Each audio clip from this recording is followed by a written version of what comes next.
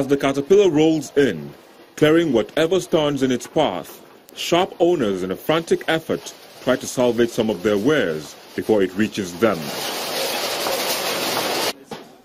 About 360 shanties in all are being demolished as part of the government's effort to reduce the rate of criminal activities across the state.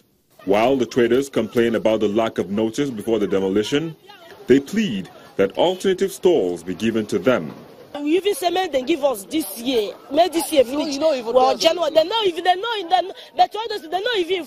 They don't tell us anything. If they want to build another shop in a block way or a container, make them build it for us so that they go tell us how much we will they pay. So that one pay us. The State Commissioner for Urban and Regional Planning says the exercise is important in order to return sanity to the state's master plan.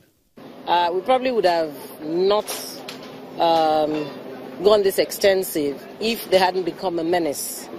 Trucks park here overnight, from a couple of hours into the night, you start seeing them, and sometimes it's a total blockade.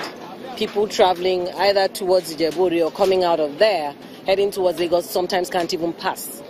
So like I said, it's become a menace, it's become a security threat to citizens. And as you know, the first responsibility of the governor is the security of lives and property. I can tell you authoritatively that EXCO is set to consider the construction of shops in Ogere. Most of these people are not Shagamu residents, they're from all around. So most of them will move to Ogere when it's completed.